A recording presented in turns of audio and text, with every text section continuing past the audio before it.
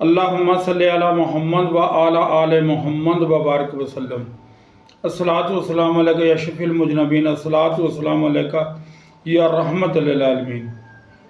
پہلے تو تمام دوستوں کو مبارک ہو اور حضرت بابا فرید مسعود گنج شکر سلطان العارفین کا۔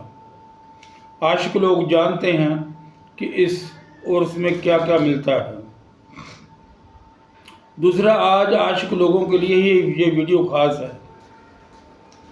آج میں ایک کتاب کا مطالعہ کر رہا تھا، تحفہ کیمیاب اہل ذکر، حضرت پیر فیض علی شاہ بخاری رحمۃ اللہ علیہ کی لکھی ہوئی یہ کتاب ہے۔ بہت نایاب کتاب ہے، عام بازار سے ملتی نہیں، مجھ گنہگار کو مل گئی۔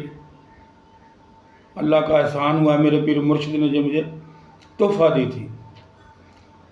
تو اس میں ایک جگہ پہ لکھا ہوا ہے کہ نماز میں جن لوگوں کو سرور حاصل نہیں ہوتا یا نماز میں دل نہیں لگتا، خیالات بھٹکتے رہتے ہیں، اس کے لیے پیر فیض علی شاہ بخاری رحمۃ اللہ علیہ نے بڑا مجرب نسخہ لکھا ہے۔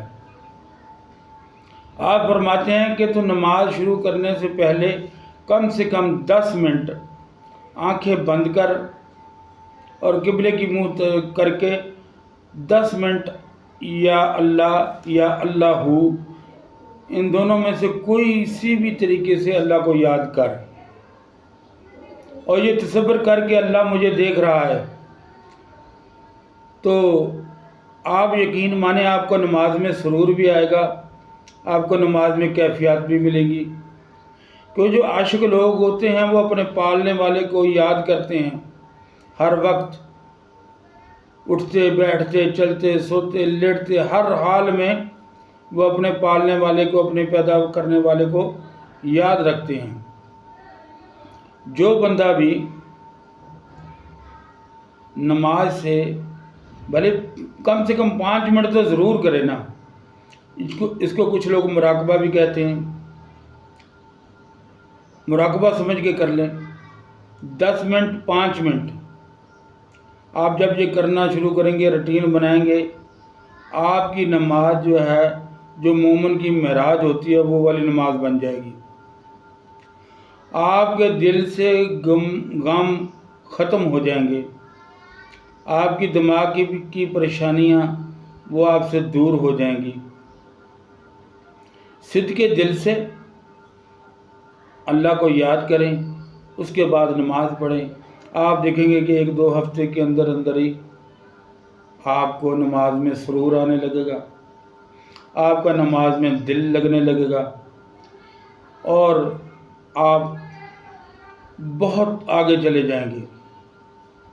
کیونکہ 5 نمازوں کے ساتھ ساتھ اگر آپ نے 5 منٹ بھی لگائے تو 25 منٹ بنیں گے، 10 منٹ لگائے تو 50 منٹ۔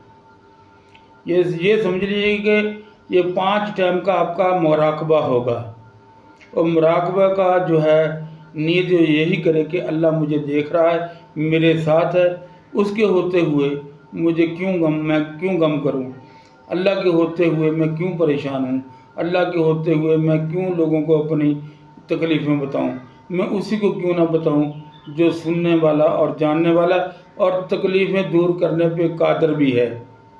تو دوستو، یہ طریقہ کار جو بزرگوں نے لکھے ہیں، یہ خاص طور پہ سالکوں کے لیے لکھے ہوئے ہیں۔ تو اب وہ خانقاہی دور تو ختم ہوتا جا رہا ہے، تو سوشل میڈیا کا دور ہے۔ میں نے کہا میرے پاس ایک بہت کامیاب اور مجرب عمل ہے، تو لہذا کیوں نہ یہ امت محمدیہ میں تقسیم کر دیا جائے۔